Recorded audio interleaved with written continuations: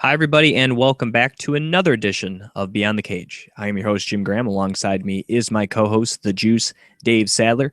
On this week's episode, we'll go over some top headlines in the world of mixed martial arts, as usual. Then we will break down UFC Fight Night New Orleans from this past weekend on Fox Sports 1. And to end the show, we will pick the main card fights for UFC 188 this weekend from Mexico City, live on pay-per-view. Once again, I'm your host, Jim Graham. Alongside me is the Juice, the man known as Dave Sadler. And how's it going, Dave? Good. Still got my Hero from New Orleans. I don't know if you can see it or not. Yeah, yes. You can see it. Long weekend down in New Orleans. Long drive there, long drive back. An extra 2 hours because of the rains here in the Midwest. But well worth every dollar spent. Got to meet Paige Van Zandt and Nate Diaz. That was it. Only two UFC fighters that I met that weren't on the card. Pretty these Fox Sports 1 cards are weird. Had a very weird feeling the whole time we were in New Orleans. So yeah, I'm sure we'll talk about it as we go review the event, but yeah, all in all, a good time at the Smoothie King Center. And did you find the Smoothie King? I did find the Smoothie King. And was it delicious? I bought 2 of them. Actually, I bought 3 of them because I had to buy my wife one. But they are as advertised. All right. Well, that's good to hear. That would have been a big disappointment. Yeah, that's what I was thinking when at $7 a crack. All right. Well, let's get to some headlines here to start of the show. I guess start with some steroid news because why not? Anderson Silva, his petition to try to get out of facing possible suspension has been delayed. This is the third time his hearing by the Nevada State Athletic Commission has been delayed. And it was supposed to be heard in March, then in May, now extended a third time and may be heard in August. And Anderson Silva plans to return to the cage next year. Hopefully he wins this hearing, but I don't think that's going to happen, Dave. He can be hopeful all he wants, but I don't think that's going to happen. And I believe also on the same token, Nick Diaz is still awaiting his punishment from a third positive post-fight test. And once again, it was for marijuana. His team won a continuance, and they're trying to present a full defense before the State Athletic Commission for Nevada in the next 2 months. I think, if anything, Diaz has a little more room for a reduced suspension time as opposed to Anderson Silva. Now, why these cases keep getting pushed back, I don't really know. These are very high-profile cases, so I am kind of surprised that we haven't seen punishment yet for either of these two gentlemen. Yeah, maybe there's a Fight Pass scheduling conflict because you know that both of those will be on Fight Pass. It doesn't make any sense why that fight was in January, if I'm not, or early February, and we're still worried about it. Doesn't make a whole lot of sense to me. I know they only have one meeting a month, but it's baffling that it takes this long. Yeah, something should already been. Now, again, like I said, in the Diaz case, they won a continuance, whereas in Anderson Silva's case, they're just simply pushing it back for whatever reason. I don't know if they want to try to have both at the same time, so they're pushing it back, but one of these two guys should have already been dealt out, and we can kind of move forward instead. They're kind of almost, in fact, Dave, being suspended by these hearings keep on getting pushing back because the UFC is not going to move forward with any fight announcements until this happens. Right. So effectively, they've already been suspended for about 5 months. Yeah, their suspension is going to be over. So by the time their actual suspension starts, it may not be till 2017 before either of these guys fight if they keep on delaying everything. Right. You're absolutely. All right. Yeah. Well, let's speaking of suspensions, this one happened relatively quick, Dave. Bellator 137, which I believe it happened back in April. The tests have come back from that, and it has been come down that not two fighters have failed, and that is Mike Richman and Fernando Gonzalez. Mike Richman was actually popped for a performance-enhancing drug. Gonzalez just on marijuana. Looking at Gonzalez, he will be fined $1,500. It's his second offense for marijuana, and he will be only suspended 90 days because, once again, I believe he lives and train in California where you can get your medical marijuana card. That's probably why the suspension's not as high for him as opposed to maybe having it be in another state. Whereas Mike Richman tested positive for a anabolic steroid. And in that case, the California State Athletic Commission has not only fined him $2,500.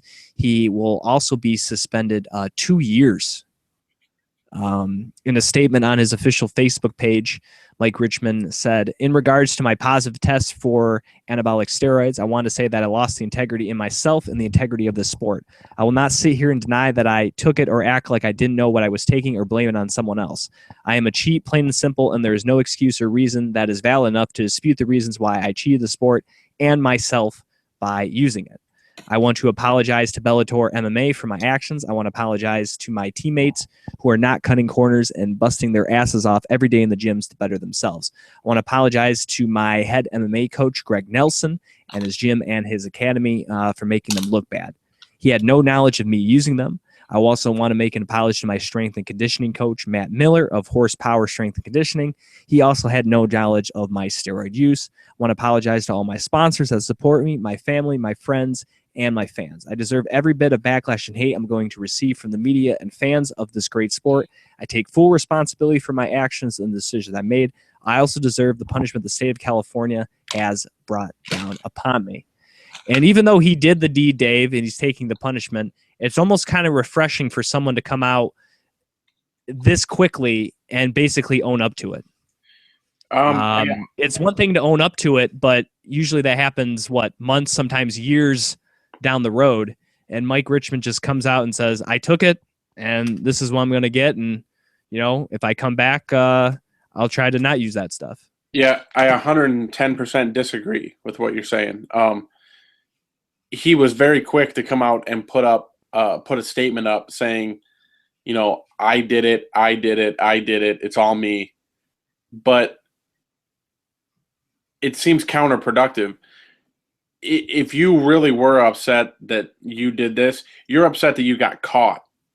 You know what I mean? Like, you knew that you took steroids before that fight, and you knew that you were going to fail that test. You were just hoping that you fail that test.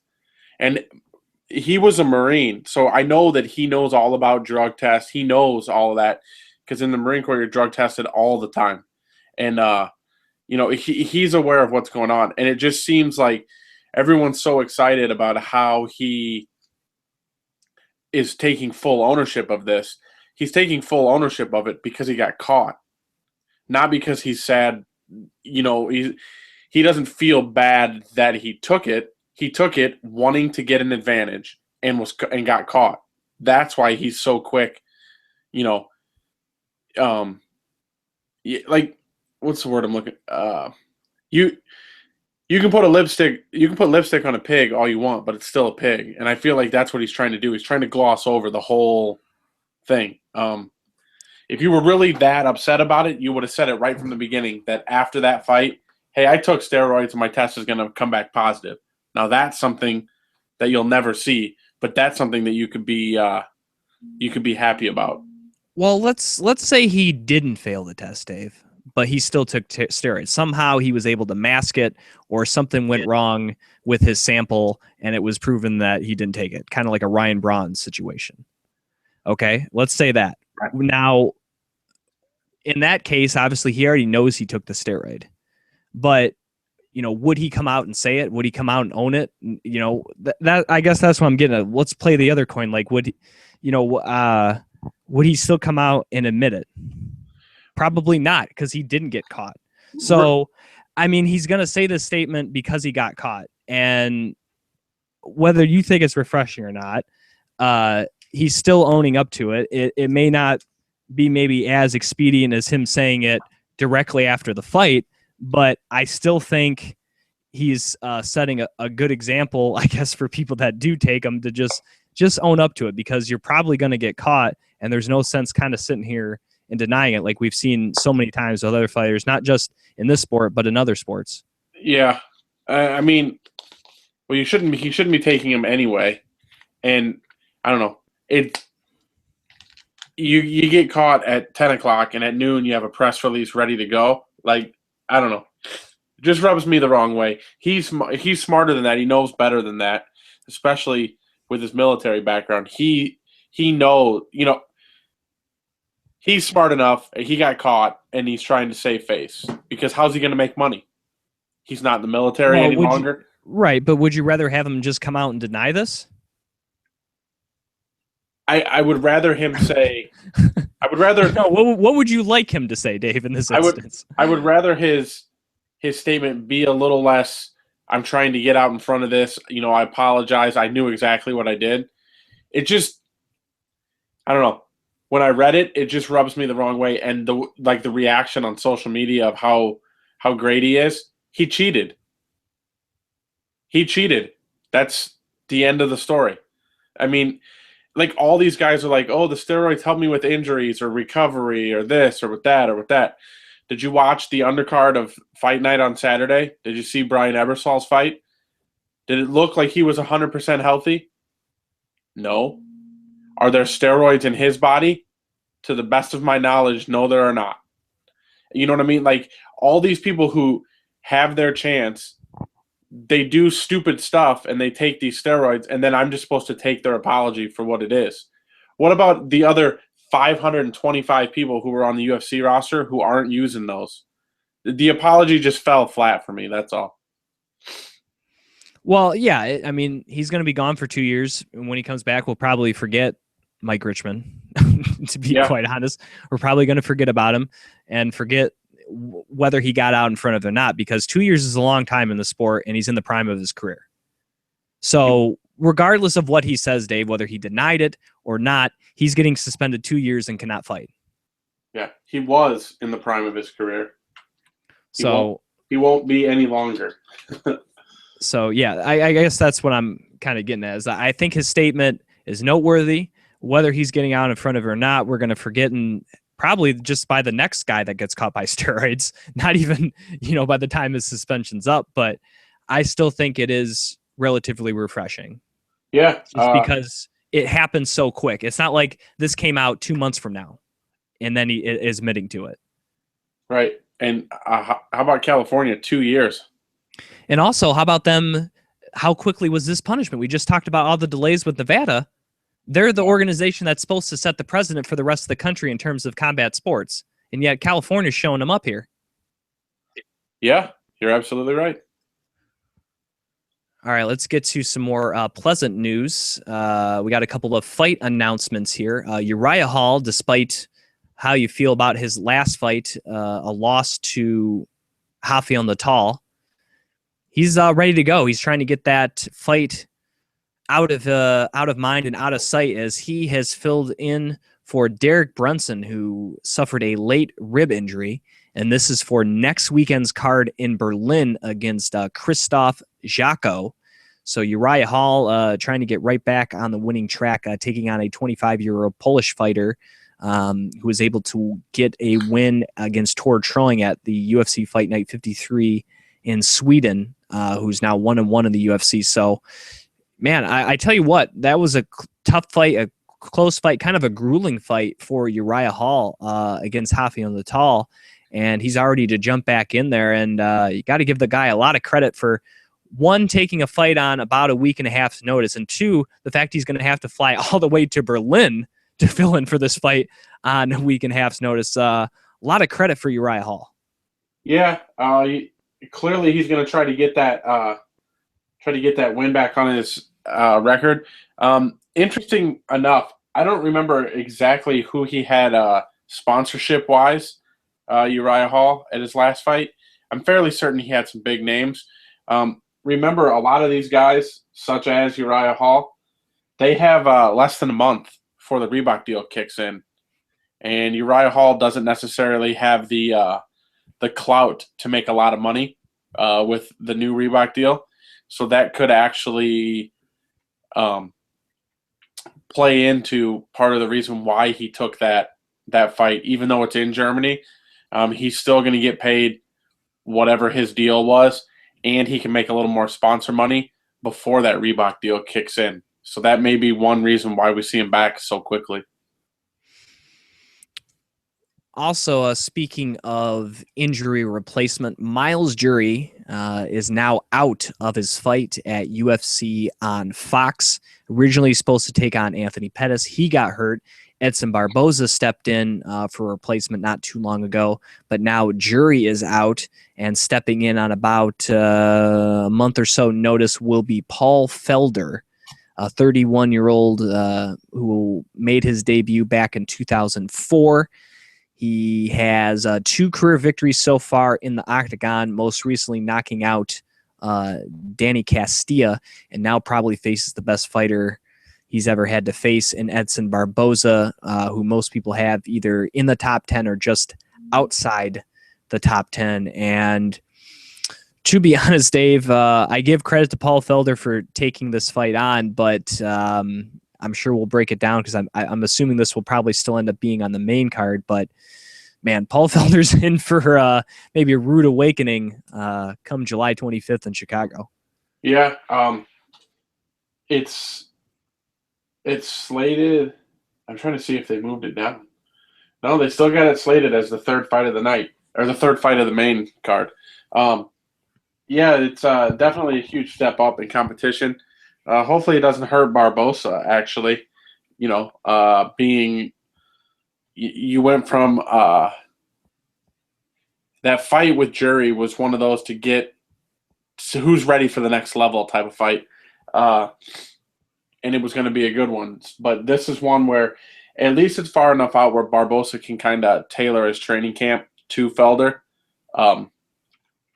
You know, and the same thing for Felder. He can kind of get whatever training he needs for Barboza. And it is a month, but still, a month is way better than what Uriah Hall's doing on a week and a half, you know? So, yeah. That's what I got. All right. Also, a couple of new matchups announced for UFC 190. Dave's new favorite fighter, Neil Magny, will be taking on longtime top 10 middleweight and now welterweight Damian Maia. It will be on the UFC 190 card, which, of course, is Boetsch Vs against Ronda Rousey for the Women's Bantamweight Championship. I got to imagine, Dave, this will probably end up being on the main card. Other fights announced on the card, both Big and Little Nog will fight in this card, as Little Nog will take on Shogun Rua as the 2 coaches of Tough Brazil. Big Nog will take on Stefan Struve. Also, former Strikeforce champion Rafael Cavalcante will take on Patrick Cummins. And Saul Palele, the Hulk, will take on Bigfoot Silva in a matchup maybe of the 2 biggest dudes in the heavyweight division. So, so far, so good for the 190 card. A lot of good matchups, but I think the Maia Magny, I think that might sneak on the main card there. Yeah, it should. It should, because I don't think they can build it up as the main event of the prelims. Yeah, I think the Bigfoot Silva Palele or the Cavalcante Cummins will probably be the main event of the which should be the Fox Sports 1 prelims. Right. No, it's a good matchup for Magny. You know, I was talking with my brother, and one of the things, Neil Magny's got a killer reach. It's real long. I wonder if that could play to his detriment. That's a lot of things that Damian Maia can grab a hold of. You know, arms hanging out too long. He just got to be real. Everything's got to be real tight, real in tight, real close for Magny if he's on the ground. I think Magny could do a lot of work on top, but he definitely does not want to be on bottom in this fight. Also announced for the UFC Fight Night in Nashville, big matchup in the women's bantamweight division, Amanda Nunes against Sarah McMahon. Sarah McMahon trying to get back on the winning track after losing to Miesha Tate a few months ago. And obviously, Nunes, she beat Shayna Baszler, which now doesn't look as a great win. But if she can somehow beat McMahon, Dave, she instantly puts herself into title contention. Yeah, this is a fight that it's a good fight that they announced it, but it's not a fight that um, it's not a fight that I wanted to see. There clearly must be something wrong with Kat still. I thought, well, no, I'm not. I'm thinking of the other Sarah. I'm thinking of Sarah. Who's the other Sarah? Not McMahon. The other one. Who am I thinking of? I have no idea. In the women's division. Anyway, I thought it was. I think the only other Sarah is Sarah Mraz, who was on the Kaufman. Fighter. Oh, Sarah Kaufman. Okay. Yeah. There's her too. Yeah. So, okay. No, it's a fight that, like you said, it can kind of move both women up. I still think Nunes needs to beat somebody. Like, they cannot rush Nunes to the title. And a win in this fight, I don't think gets her into title talks. Maybe one more after that. But where are we at here? Who is it? McMahon? McMahon had that loss. Was that Tate fight? Was it closer than we thought?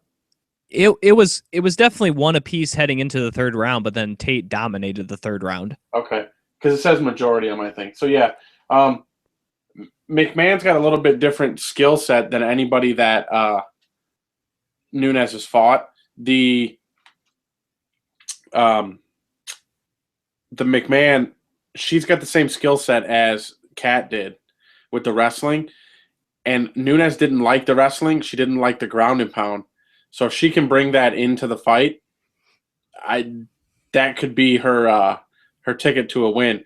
I don't think that she wants to stand with Nunes at all. Do you? No. I don't see that. If it stays standing, then McMahon's at a serious disadvantage.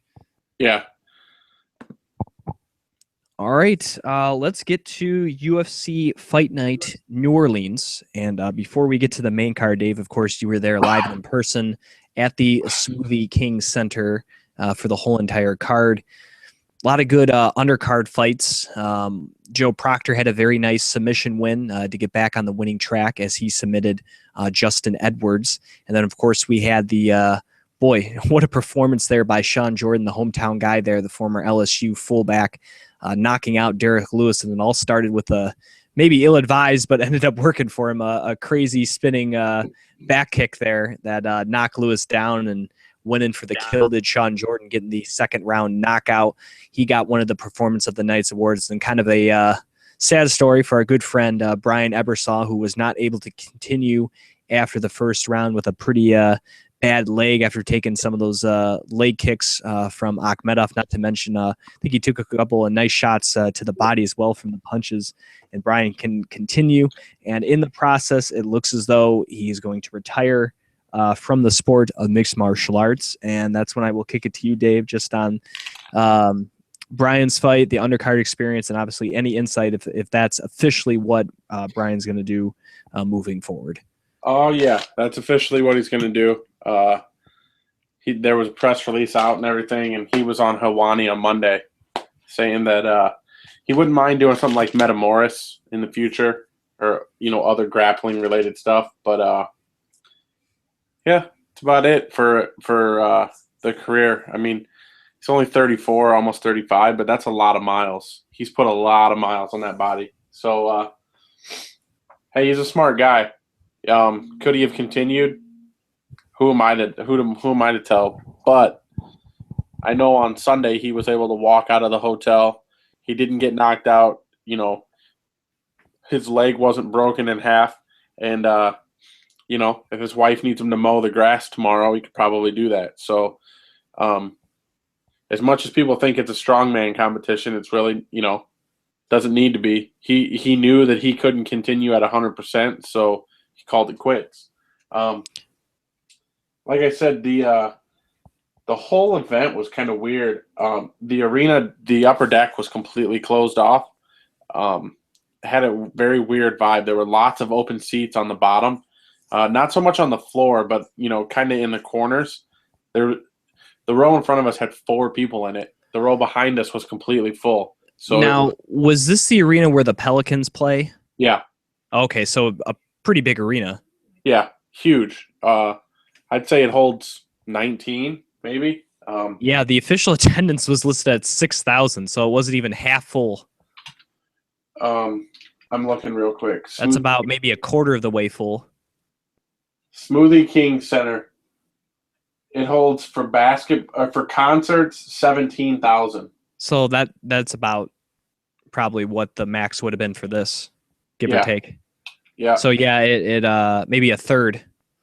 Yeah, which when they come to Chicago for basketball, the United Center holds 20, so it's a little smaller than the United Center.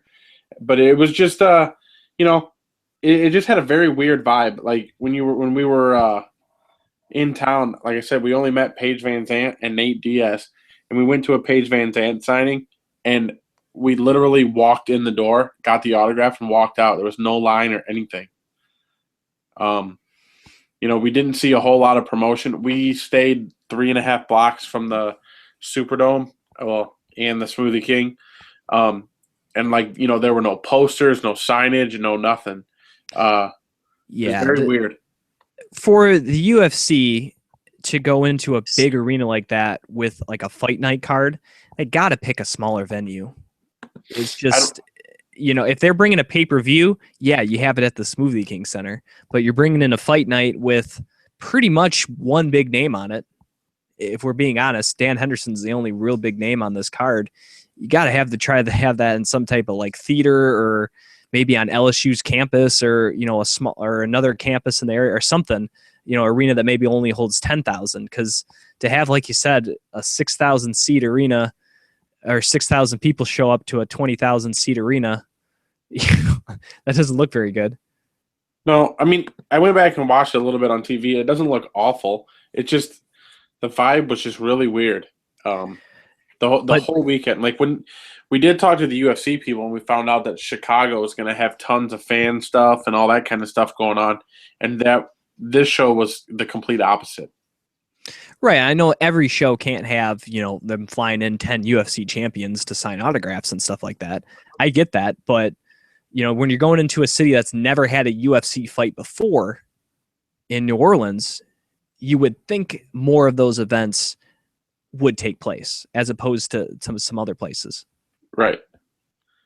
Yeah. But the fans there, Dave, they got treated, you and the rest of the fans, 6,000 people there, got treated to a heck of a fight, as they got to see, my count, 9 finishes. Yeah, I have it up right here. I'm sorry, 10 finishes and only 2 decisions. The first 2 fights were decisions, weren't they? The 2 of the first 4 were decisions, and after that point, which was the last decision, was the Chris Wade Christos Giagos fight. Since that point, they were all finishes, majority of them knockouts. Yeah. No, it had good, and once again, these cards deliver that don't have huge names on them, but what made it feel weird was there were so many finishes that you could tell they were going to commercial and blah, blah, blah. It just kept dragging on and on. Yeah, the main card probably definitely dragged because, the undercards had fights go into the 3rd round, whereas once it hit the main card after the Lewis and Jordan fight, if you even throw that fight in, only 2 fights went past the 2nd round. Right. And on TV, your friends are over, you can go outside, have a drink, throw the frisbee, the football, whatever you want to do. But when you're there, it's just like, no, they don't show anything on the big screen. I showed you that picture of the booth where they sell the clothes and everything. I went by twice and didn't see anybody buying a T-shirt. It's not good. Well, let's get to the main card here of UFC Fight Night New Orleans. The first fight of the evening, bantamweight division, Francisco Rivera against Bruce Leroy. And Dave, I had a feeling that Francisco Rivera was just going to be able to do something nasty to Bruce Leroy. I didn't think it'd be this quick, as he was able to finish this fight 21 seconds into the first round, as he just kind of basically what I thought he did. He was going to chase him down, throw powerful shots, and hope to get a finish. And that's exactly what happened in this. And I know Bruce Leroy was kind of protesting there a little bit, but he was clearly out. He took some hard shots, and the referee definitely had to step in. And like we said, both guys needed a bounce-back win, but Rivera was able to do it, and I think he kind of puts himself right back into the top 15 of the division. Yep. Couldn't agree more. Rivera looked really good. My buddy Jeff was at the fights, and he has those fantasy points on the UFC rewards page or UFC.com, and then he also has those DraftKings, and in all of them he took Bruce Leroy. I was like, I'm telling you, you need to pick good old Rivera there, and he's like, no. 18 seconds later,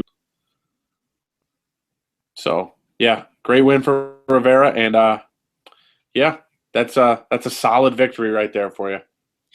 Speaking of solid victories in the bantamweight division, that was also the case when former MFC champion Anthony Burchak took on former Bellator champion Joe Soto. And I remember the breakdown saying Anthony Burchak was better than losing in a first-round heel hook in his UFC debut. And he definitely put that on display against Joe Soto, who a lot of people had as the heavy favorite after going into the 5th round with TJ Dillashaw on a day's notice. And I think Anthony Burchak showed why he became a champion in the MFC and why he was a highly sought-after fighter for the UFC to bring in from the Canadian organization. As looking at the numbers, Dave, Anthony Burchak outstruck Joe Soto 18-1 en route to the first-round knockout at the 137 marker. And I think this was maybe a case of Joe Soto, one, maybe kind of underestimating his opponent, and I think, two, not throwing early enough. Anthony Burchak set a really nice pace early on. He was throwing a lot of combinations. He was very active. I mean, just in thrown strikes, Dave, Anthony Burchak outthrew Joe Soto 41-9. That's just the pace of being a lot more active, and I think maybe that's the key to being Joe Soto. Obviously, TJ Dillashaw, always a super active guy, kind of overwhelmed Joe Soto, and Anthony Burchak kind of followed that up this time. Just he was able to get a knockout a lot quicker. Yeah, Burchak just kept going. Like you said, he kept bringing the action to Soto, and you know, when a guy just keeps throwing elbows and punches and knees and kicks and everything, you know, that's when all those game plans go out the window. You know, Soto's a scrapper. Like you said about, you know, 1 day's notice, 5 rounds, all that stuff with the champ. That's all true. That's all good. But what Burchak did was finish somebody that, you know, the quality of the finish is what makes the victory so good for Burchak. I was just looking to see if any of the media members decided to move Burchak into the rankings here. No, that's bantamweight, correct? Yes, sir. Nope, nobody. They didn't even move him up. The only person, Rivera, moved up, but that was it. Interesting. I think that you could put him in the top 15, don't you? I think you can definitely make that case, but I think people are still looking at how poorly his debut went. You know, and that's the flaw of these. But maybe we'll get, speaking of Rivera, I think that's a good fight next for both those gentlemen, Rivera Burchak. I wouldn't be opposed to that. Let's get on to the you could do Soto Bruce Leroy. Yeah, why not? Cool. The next fight of the evening not only was fight of the night, Dave, but I think maybe the front runner and the fight to beat for fight of the year, at least in my mind, as Brad Tavares took on Brian Ortega in the featherweight division. And the first couple of rounds, Thiago Tavares was doing what he thought he would do, Dave. Take this fight to the ground, use his superior grappling skills, not only work for submissions, but work for ground and pound. And he did that to a T in the first 10 minutes as he took Ortega down 6 of 7 times, and in the first round outstruck him 36-14, and then in the second round really started to pound on Ortega as he outstruck him 57-9. entering the third round, no doubt Tavares was winning this fight. Now, Ortega, had some brief moments when the fight was standing. He threw up some submissions, but I don't think you were going to catch a guy, like Tavares in a submission. They weren't going to throw him anything he hadn't seen. And in the third round, Dave, I'm not sure what was said, but not only in his mind, but his corner had to tell him, you got to do something to win this fight. You can't get on your back again, because if you do, he's going to win this fight. You got to go for broke. And that's what he did, as he outstruck Tavares 33-21, was able to stop the takedown. 0 for 4 was Tavares in the takedowns. And that, just with some great and maybe some creative striking, was able to lead Ortega to not only the win, but the huge comeback win and the upset. I mean, this fight had all the classic elements of a great fight, Dave. And like I said, goes for fight of the year. And just what a win by Ortega, just coming back, getting a finish, pulling the upset, and just, an excellent fight in the process. And all the credit to Ortega for just believing in himself that he could get the victory, and just an excellent performance, an excellent fight that, like I said, is everyone, at least a lot of people's, and mine included, fight to beat for fight of the year here for 2015. Yeah, the only reason this fight's not going to get fight of the year is because people don't know Ortega. The name recognition isn't there. Well, we still got 6 months left too. I'm sure there's going to be another good fight here in the next 6 months that will overtake it. Right. I actually, at the beginning of this fight, I got up and went and got a smoothie. So I didn't see this fight till last night when I watched it on TV. I could hear everybody going nuts, but I didn't know what they were going nuts about. No, this was a good fight. Like you said, 2-0 going into the third, and Ortega showed you that he's got heart. If you want to beat him, you need to finish him, because he can last all 15 minutes, and he can last 15 minutes with a vengeance at the end. Didn't seem like he was of course he was tired, but it didn't seem like that took away from anything at all going into the third round. And that's a huge victory for Ortega, and it's a $50,000 victory for Ortega. The next fight of the evening in the lightweight division, the Diamond, Dustin Poirier took on Yancy Medeiros. And plain and simple in this fight, Dustin Poirier did not allow Yancy Medeiros any breathing room. He did not allow that long and lanky frame of Medeiros to really do any damage or really come into play. As he just pretty much just went over to Medeiros' side of the cage and just started, kind of like Burchak, just started not only throwing heavy, Dave, but active. Being active was the key. As this is outthrown 46-13 in thrown strikes, and he outstruck him 36-6. This was just a straight up beating. I mean, there's not a lot of technical breakdown here. Poirier just pretty much knew he had to pressure him, and it was one thing to pressure Dave, but he backed it up with volume and power, and eventually got the knockout in the first round, and now moves to 2-0 since moving back up to 155 with back-to-back first-round knockouts. Yeah, Poirier looks good at 155, like he always says in those interviews. He just feels more comfortable there. I think this was a fight that he was destined to win. I think that he had better skill set over Medeiros, and the home field advantage seemed to work out well for Poirier. I think that he can start being ranked in the lightweights top 15. Currently, he's in the featherweight, but I think he's definitely top 15 in that division, and he should get an opponent of that caliber, top 15. Let's get to the next fight of the evening, which was in the heavyweight division, the co-main event, Ben Rothwell against Matt Mitrione. This was a pretty even fight. I thought Matt Mitrione was getting a little better of the two, obviously looking at the striking numbers, only 8-6 in terms of landed strikes for the man known as the Meathead. But I thought just the way he was, his footwork and movement, I thought was working very well. And then after kind of getting hit, Mitrione decided to change levels and go for a takedown, something he doesn't characteristically do.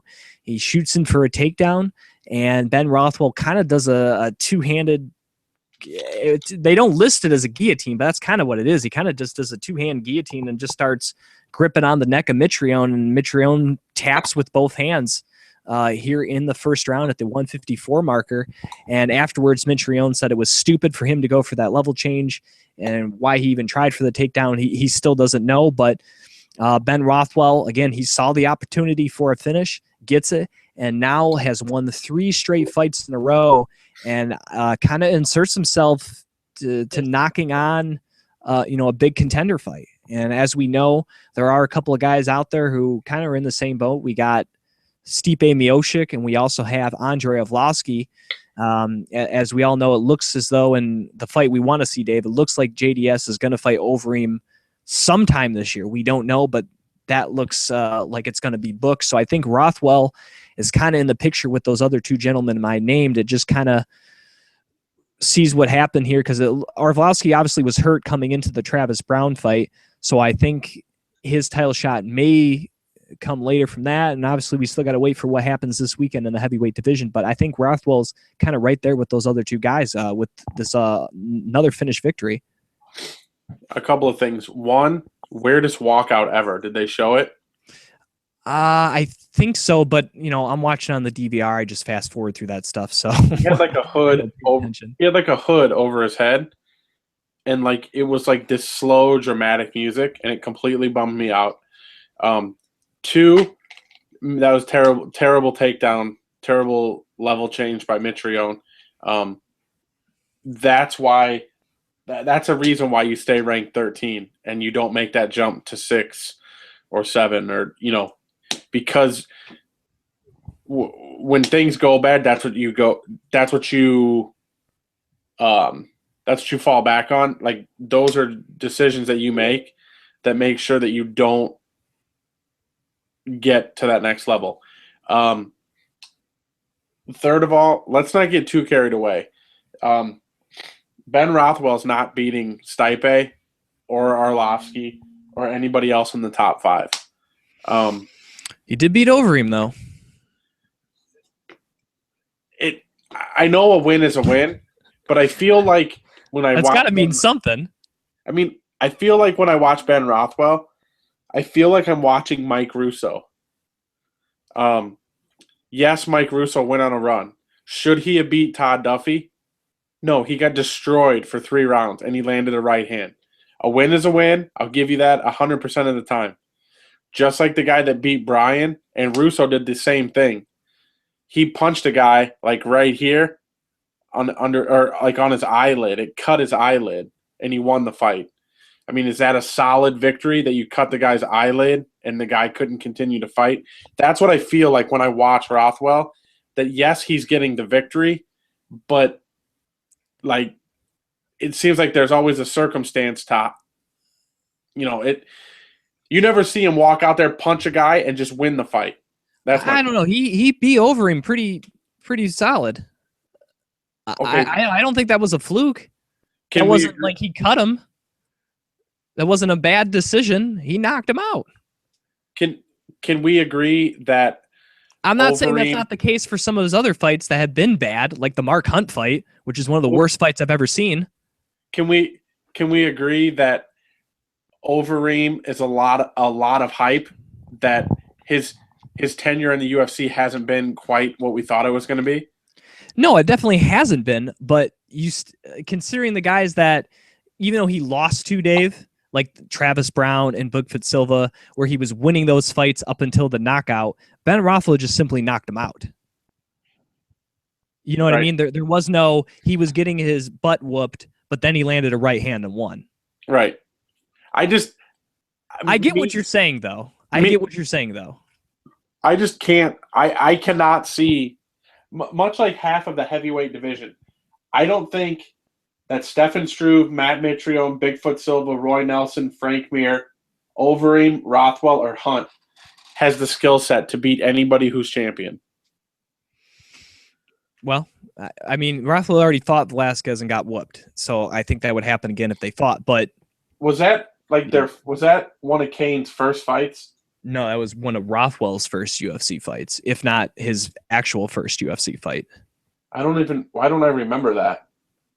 Because Kane demolished him like he does everybody. So why would you remember it? It's not anything he hasn't done to anyone else he's fought. That was UFC 104, Machida and Hua.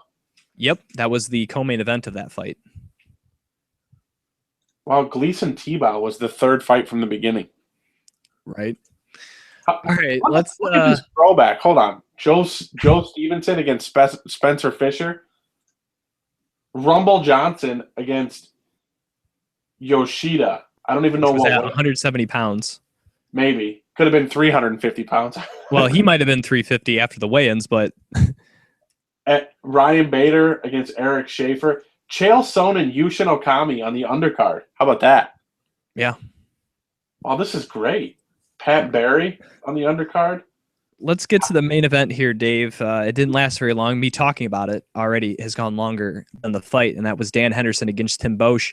A lot of people had Dan Henderson as the underdog. He has not been faring well in his fights of late, but I think like we said in the breakdown, Tim Boetsch is a solid guy, but he's never been able to beat elite competition. Dan Henderson is definitely, regardless of what you say, still a gamer and still elite competition and still has knockout power. And that's what he was able to do in the main event. Just throw that big right hand, landed it, and he was able to finish Tim Boetsch in the first round at the 28-second marker. And this was just vintage Dan Henderson. And for all those guys that think he's done, he still has something left in the tank despite being 44 years old. May not have a title run in him, but he's definitely still competitive. Yeah, there's no titles coming Dan Henderson's way. It's still pretty cool when he comes out. He came out to some song, American Made or something like that. You know, it's good to see a guy get knocked out, and it was a good way to end the night. It was pretty exciting stuff. The perfect cap for last Saturday night was that knockout. And, you know, of course there was people in the crowd going crazy, but let's not get too carried away. He knocked out Tim Boetsch. Well, I think obviously he's not going to retire. He will have another fight coming up. I'm not sure against who, but yeah, he still got something left in the tank. I still think had he lost, though, Dave, I think he definitely should consider retirement. But since the fact not only did he just winning in 28 seconds, that leads me to believe he should have another fight. It'd be one thing if he ended up winning a close 5-round decision and he didn't look good. He just barely got the win. You know, you could still say, well, he probably should retire, but knocking out a guy in 28 seconds is something you don't do very often. So I would say keep on rolling for Mr. Hendo. Yeah, Tim Kennedy and Michael Bisping are the two that I wouldn't mind seeing, but he's already said he won't give Bisping a rematch. Which, I mean, I get. He said, he can't duplicate perfection. So, yeah, the Tim Kennedy one, I think, would be pretty excellent. And obviously Tim Kennedy's angling for a fight for the Troops main event. So if that's true, they usually try to do that around Veterans Day. So that might not be until November. That's 5 months. I'm not sure if Henderson wants to wait 5 months to fight Tim Kennedy. Yeah, the other problem is why would Michael Bisping want to fight Dan Henderson when he's ranked higher than him? I don't know. Well, Bisping's got to get through Talis Lates first. That's true. Before that can even be considered as a rematch. How about Anderson Silva, Dan Henderson? Well, I don't know. By the time Henderson's ready to fight again, Silva still might not have a hearing, so who knows? All right, let's get to UFC 188 this weekend from Mexico City. But real quickly, before we get to breaking down the main card, I got a chance to interview Efrain Escudero before this fight. He's fighting on the undercard, the FX portion of the prelims, as he will be taking on Drew Dober. So check out that interview over right here on our YouTube page, youtube.com/Beyond the Cage podcast. And I wasn't able to catch him before the fight, but hopefully if he's victorious here, he's also featured on the FF prelims. We interviewed him 2 times before, that being Johnny Case. He will be taking on Francisco Trevino, also on the FX portion of the prelim cards for UFC 188. So good luck to those guys, and we look forward to trying to get Johnny after the fight. But yeah, as I mentioned, Efrain Escudero, got to talk to him not only about the fight, but also he coached the second season of Tough Latin America, set to debut in August. But obviously the show is already filmed and in the can, so to speak. So I got to talk to him about his experience coaching Tough Latin America too. And Henry Cejudo is on the prelims too. Yes, former Olympic gold medalist. Ooh, it's on FX? Exciting. Yes, it will be moved to FX, I think, due to baseball. I think they're having baseball, so. All right, first fight of the evening, UFC 188, the second fight for the UFC in the country of Mexico. In the women's strawweight division, Tisha Torres against Angela Hill. Angela Hill 1-0 in the UFC. Her last fight, UFC debut, Tough 20 finale, defeated Emily Kagan. One of her 2 career victories are by knockout, but she has, I believe, close to 20 professional Muay Thai kickboxing fights, but just 2 in MMA. Tisha Torres 1-0 in the UFC as well. Her debut, defeating Angela Magana, also at the Tough 20 finale. And all 5 of her career victories, 5-0 undefeated in career, are by decision. Both are tremendous strikers. I think Hill has more power, is definitely the bigger of the 2 fighters, but Tisha Torres has proved on many occasions just so fast with her hands. I think that her hand speed and her great footwork, Dave, she'll be able to get in and out of the range of Hill no problem, and I think also being able to avoid the takedowns. Not to mention, I just think she's the more well-rounded fighter. Hill, I think, possesses a lot of great skills in the stand-up department, but I think is still trying to work out the second half of the game, the grappling game. I think that can come, and I think she can be very scary in this division, Dave, but I don't think right now she has the complete tools to defeat Tisha Torres. No, I don't think she does either. I think Tisha Torres is a much more complete fighter. She's fought all over the place. Invicta, I believe she was in Bellator even, the Ultimate Fighter, all that kind of stuff. Those Muay Thai fights are helpful, but that's not one thing that you can't duplicate or replicate, I guess, is cage time. And I think that, there's certain situations that you might get into in a fight that, I don't know the rules of professional Muay Thai and all that, if that's a ring, a cage. It's definitely a ring. Yeah, a ring. Cage time is one of those things. I go back to when my buddy took a fight for Doug Keast, and he was in the cage for the very first time, and Doug told him to walk the cage. Well, at the time, they didn't have a cage to train in, so we had no idea what he was talking about. And, I mean, I'm sure that Angela Hill knows how to walk the cage and stuff like that, but it's just certain instances that she might get into that she may never have been in, and Tisha Torres has probably been in there at least once or twice. And I think stuff like that is what's going to be, the key to victory for Tisha Torres. The next fight of the evening is in the featherweight division, as Charles Rosa will take on Yair Rodriguez. Looking at Rodriguez, just 1-0 in the UFC. His first fight was a win over Leandro Morales at UFC 180, and 2 of his 4 career victories are by decision. Looking at Rosa, 1-1 in the UFC, won his first fight in the UFC. In his last fight, a win over Sean Soriano at the UFC Fight Night in Boston, and 7 of his 10 career victories are by submission.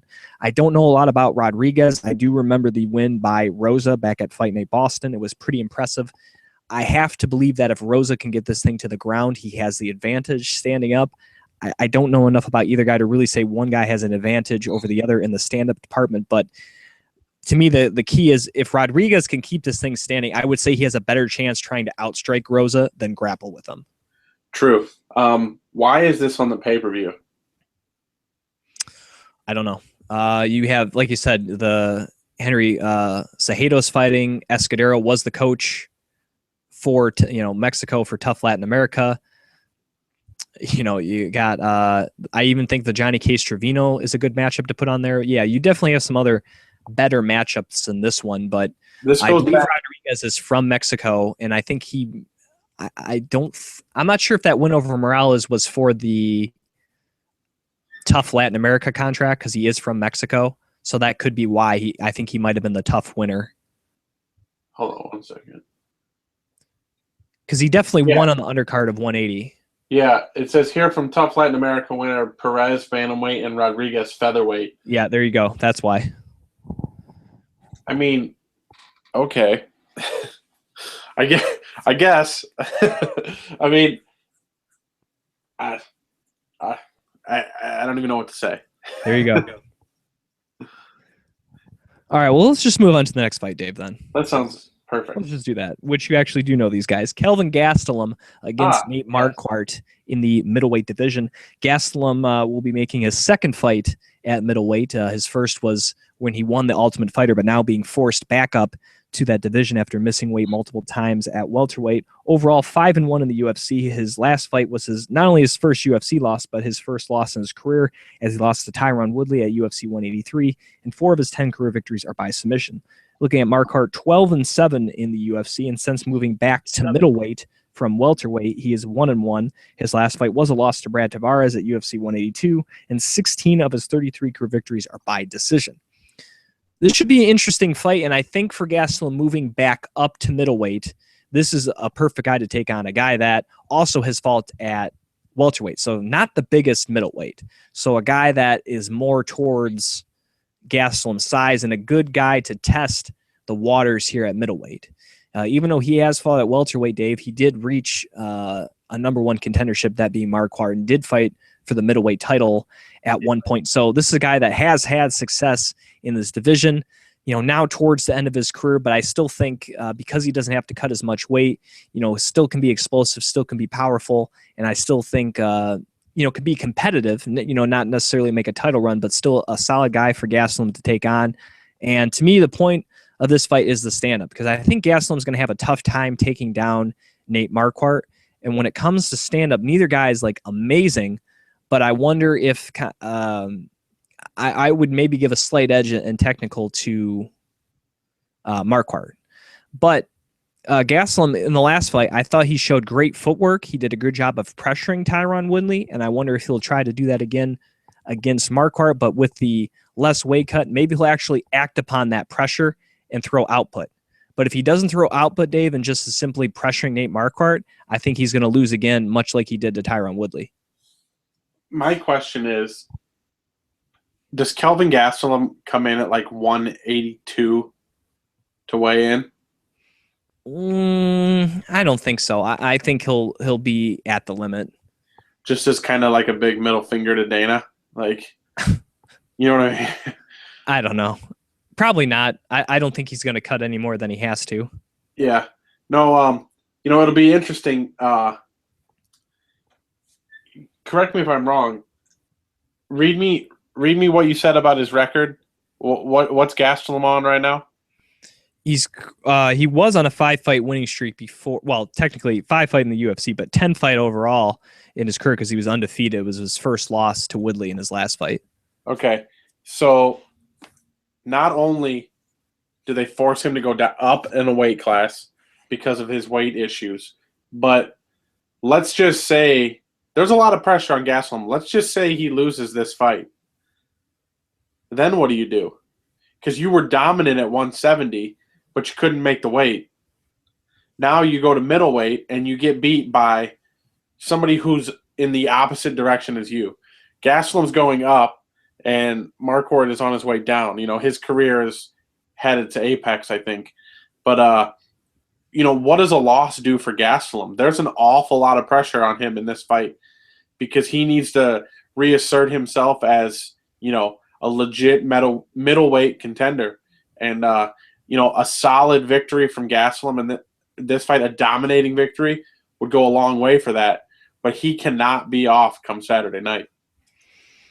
The co-main event of the evening is in the lightweight division, as former Strikeforce champion Gilbert Melendez will take on former Bellator champion Eddie Alvarez. Looking at Melendez, 1-2 in the UFC. His last fight was a loss for the UFC lightweight title against Anthony Pettis at UFC 181, and 11 of his 22 career victories are by knockout. Looking at Alvarez, just one fight in the UFC, and that was his debut, which was a loss to Donald Cerrone at UFC 178, and 14 of his 25 career victories are by knockout. This is a big fight for both guys. Both guys were highly touted in other organizations before coming to the UFC. If either loses, that does not look very good for the record. If Alvarez loses, he'll be 0-2, and if Melendez wins, he'll be 1-3. Now, granted, all those fights for both the gentlemen have been against top 10 competition, but it still doesn't look good for them moving forward. Melendez has already gotten a title shot, but especially for Alvarez, moving forward, trying to get a title shot, starting his career at 0-2, not to mention how these are two of the more highly paid UFC fighters. How that affects possibly getting cut for both these two gentlemen, despite how much money they make. So this is a big fight for both these two, not to mention both being of Mexican heritage, fighting in Mexico, not even throwing that in. just for their careers. This is a big fight. And for Eddie Alvarez, one thing that's never been his strong suit has been grappling. He's had pretty good takedown defense, but not great. And Melendez, despite most people thinking of him as a stand-up guy, 11 of 22 wins by knockout, of his other 12 victories, Dave, 10 are by decision. So this is a guy that, as much as he's knocking people out, he's also grinding them. And you saw in the Anthony Pettis fight, and you go back to his fight against Shinya Aoki, and even some of the Josh Thompson fight. This is a guy that actually looks for the takedown quite early and quite often, and likes to push the pace with the stand-up just as much as takedown. So I think he's going to try to pressure, get in close, and try to take down Eddie Alvarez. And if Eddie Alvarez can't stop the takedown, can't get distance, and can't move in and out of the pocket, I think this is a easy win for Gilbert Melendez. Do you think Gilbert Melendez looks at the tape of the Cerrone fight? Ooh, it looks like you froze, maybe. Nope, you haven't froze. Okay. It looks like you froze on my screen here. Do you think he looks at the Cerrone tape at all and sees how well the leg kicks did and how well the body kicks hurt Alvarez? Because from what I remember from 178, I watched a little bit of it a couple weeks ago. The body kicks is what started it, and then the leg kicks from Cerrone are kind of what threw off the whole game plan of Eddie Alvarez. I think Eddie Alvarez can beat Donald Cerrone. I think he can beat Gilbert Melendez. But what has he done? Because those leg kicks, he did very little to protect himself during that Cerrone fight. And I think that's what cost him that fight. Well, Melendez is a different animal. He doesn't typically throw a lot of kicks. Like I said, he pressures kind of with the takedown. And could he do that, a similar game plan to Donald Cerrone? He could, but I don't think he would have as much success with it because he's not as tall, he's not as lanky as Donald Cerrone. He can't throw those kicks quite from a distance like Cerrone's able to, and that allows Alvarez an opportunity to counter with powerful hands. So it can work for Melendez, just I don't know if it would be as successful as Cerrone was able to do. Yeah, I understand what you're saying, but if you're Gilbert Melendez, I know you don't throw kicks, but if you watch how successful he was, that's got to be something that goes through your head, even just to start the fight out, doesn't it? Just to see. Yeah, but I think he's going to more look at the Michael Chandler fights and how Michael Chandler was able to take him down more so than what Donald Cerrone did. I mean, see, that's what's crazy. Like, I get what you're saying about the Chandler fight. Don't you think Eddie Alvarez has got to be a completely different human than he was in the Chandler fight? Yeah, because he has to stop the takedown. He knows it. If he gets taken down, there's nothing that he's ever been able to do off his back, submission-wise or damage-wise, that really messes with anyone. So if he gets taken down, he has to explode and get back up because you can't stay in the bottom of Gilbert Melendez. Sure, Anthony Pettis caught him in that guillotine choke, don't get me wrong, but at the end of the day, Anthony Pettis was losing that fight up until the choke. And I don't think Eddie Alvarez is the same kind of opportunistic guy as Anthony Pettis. When in terms of submissions, because like I said, I don't think I can double check, but he doesn't have that many submission victories to his credit. Right. He's not a guy that really goes for them. So that's what I mean. I don't think he has the opportunity to catch Gilbert Melendez in something if he gets on bottom. In fact, he does have 7 submissions to his credit, but he hasn't submitted anyone since 2010. Yeah. That's his last submission win. This is a good fight. Definitely good co-main event worthy spot. And I think, either one of these guys, you'd think either one of these guys has to have that fresh mentality in their head because Gilbert's got a chance to fight for the belt because Pettis is out of the picture. With Dos Anjos, the champ, it kind of opens up those guys who've already had their shot. So, probably Cerrone's going to get the next shot, but next in line wouldn't be half bad for the winner of this fight. Yeah, it's definitely, like I said, a lot to lose, but also a lot to gain for the winner of this fight. Hey, $100 on Eddie Alvarez and Fabricio Verdum gets you $1,087 back. Well, speaking of Verdum, let's get to the main event where he will try to where the winner will unify the interim and undisputed heavyweight title for the UFC, as Cain Velasquez, the current champion, will take on the interim champion Fabricio Verdum. And I think we said this when Verdum won the interim title. He has to show up way better than what he did against Mark Hunt. If the guy that showed up against Mark Hunt shows up against Cain Velasquez, he's going to get demolished. Yeah. But if the Fabricio Verdum that showed up in the previous 4 fights here in the UFC, like he did against Roy Nelson, like he did against Travis Brown, like he did against Big Nog, like he did against Mike Russo, if that Fabricio Verdum shows up, Dave, I think he has a chance to win this fight. So will it be a more recent memory for Fabricio Verdum, kind of not being able to use his, range and speed and newfound striking? Or will it be the Fabricio Verdum that is just able to outwork guys with his striking, with his great Muay Thai striking, and be able to counteract the pressure game and the clinch game and the takedowns of Velasquez? And even if his striking is not on point, or if it's taken out of the picture by takedowns, Fabricio Verdum is, however you want to, you can definitely use the word arguably the best submission guy in the heavyweight division. And that is something I don't think Cain Velasquez has faced so far in his 12 UFC fights. And that is something to account for. But I think if Fabricio Verdum doesn't get a submission early or really threatens with one in the first 2 or 3 rounds, he's not going to get one. If this thing goes to the 4th or 5th, Cain Velasquez is probably going to win.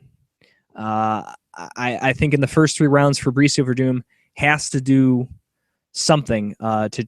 I don't know if he can get a finish, but he has to do something to get a finish, because I think if it gets to the 4th or 5th, by that time, Cain's already built up so much momentum and probably so much damage on your face that there's no way you can finish him. And this fight to me is going to tell a lot in the first 3 rounds. And if Cain can get this thing to championship rounds, I think he's going to win. I just think his conditioning is better than anyone in this division, and he is just relentless. And whether he's winning or losing the fight into the 4th round, Dave, I think he will end up winning the fight if it gets to that point. Let's not I have to go back to your point. Let's not get too carried away with Verdum destroying Mike Russo. He beat up a fat cop. Well, I just meant that started his role. He had Chris striking in all those 4 fights, where he did not have it in the Mark Hunt fight. A running joke around here that I am not happy with that booking of Verdum versus Russo. But anyway, I think that this fight may be better than we're anticipating. I hope we don't get a Boetsch Henderson type fight where it ends in like a minute. I would love to see Cain tested in this fight. Verdum maybe on his back throwing up some submissions and Cain defending him, and maybe getting caught in one and working his way out. I'd love to see that. I think that cements Cain as he's back and, how great he actually is. But I also think I know I always get this in every episode, but I think that if Verdum has sort of the same approach that Kat did in her fight against Ronda to go out and attack Cain, I think that's the best possible scenario for Fabricio Verdum. It's been like 11 years since Cain's been in the octagon. And officially October of 2013. That's a long time. It is. There wasn't even a strawweight division. Did Rousey, was she even in the UFC? Yeah. Seriously. In 2013, was she in the UFC? Yeah, I believe UFC 157 was the fight against Carmouche. I'm telling you that Ronda Rousey might have had her first fight the last time Cain fought. Hold on, I'm just going to double check real quick here. Here we go. When did you say Cain fought? October of 2013? Yeah, that was UFC 166. Yeah, she fought at 157 in February of 2013. Barely. Yeah, that's what I said. That's ridiculous. That's a huge. But my point is, that's a long time to not be in the cage. I don't care if you train with Cormier every day or Rockhold or Javier Mendez or whatever. You know, I really don't care. When Fabricio Verdum's coming after you, game plans get thrown out the window. So I think if he's going to be successful and be successful early, I think that's what he needs to do. Well, he definitely can't sit back and wait. Junior Dos Santos did that, I think, the third fight, and he got paid for it with his back up against the cage. Yep. So, yeah, and like I said, I think Verdum, though, to get him, though, I think he has to get him in the first three or come strong in the first three because, like I said, I think I don't know. I just think Cain even down is just an animal, and I don't think you can keep him down for 25 minutes. I just don't think it's possible. So that's why I think if it gets to the final 10, it's going to be his fight one way or the other. Yep, I agree. With that said, Dave, let's get to picks. UFC 188, Mexico City, Mexico, live on pay-per-view. First fight of the evening, women's strawweight division, Tecia Torres against Angela Hill. Definitely taking the tiny tornado here, Tecia Torres. Definitely. Tiny tornado. I hope we don't have a real-life tornado in the Midwest. It's starting to look stormy out. That would not be good. That would be awful. Featherweight division, Charles Rosa against Yair Rodriguez for the next fight of the evening. I like the submission skills of Rodriguez, and I think he's going to upset the hometown guy there in Rodriguez. So give me Boston Strong, Charles Rosa. Yeah, I'm going to take Boston Strong as well because I'm an American. Middleweight division, Kelvin Gastelum against Nate Marquardt. I know he's towards the end of his career, but I think Gastelum's going to have a tough time with him. So I'm going to go with the former middleweight title contender in Nate Marquardt. By the former middleweight contender, you mean this former one-time Strikeforce welterweight champion, Nate Marquardt? That's that as well, and also the former King of Pancrase. And the Ring of Fire. Yep, and that. I could go on and on. So you're taking Nate Marquardt then? Yes. Okay. All right. That's what I was getting at. All right. Let's get to the 4 of his last 5. Yes, that's true. Co-main events of the evening: former Strikeforce lightweight champion Gilbert Melendez against the former Bellator lightweight champion Eddie Alvarez. I think the wrestling and grappling of Gilbert Melendez will be too much for Eddie Alvarez. So give me El Nino in this one. You know, I want to pick Gilbert Melendez, but I really want to pick Eddie Alvarez. So I'm going to pick Eddie Alvarez. All right. For the unification of the UFC heavyweight championship, Fabricio Verdum against Cain Velasquez. Despite the layoff, Dave, Cain Velasquez, other than a right hand by Junior Dos Santos, has not been touched. And I think that will continue in Mexico City in front of the Mexican-American Cain Velasquez. He's going to come home, and I think he's going to unify the titles and become the undisputed heavyweight champion once again. So give me Mr. Cain Velasquez. I'm going to pick Cain, but I'm only going to pick him if he doesn't get hurt in this fight so that we can see him. That way the whole division doesn't go on hold again. Well, I think if he gets hurt, regardless whether he wins, I think they would actually strip him of the title. Yeah, they should. I mean, you only can get the continuance so many times, as Anderson Silva knows. Eventually, you're going to have to fess up and face that trial. In this case, face getting stripped of your title. Hey, did you say earlier that Nate Marquardt was the king of Pancrase? Yes, he was. You know who he beat to get that? Not 100% sure. Shoney Carter. Oh God. So it's not. So he's more of like a prince of Pancrase. All right. He is the Juice Dave Sadler. You can follow him on Twitter at VigilanteJuice. I am your host, Jim Graham. You can follow me on Twitter at Jim Graham. And once again, thank you for listening to another edition of the Beyond the Cage podcast.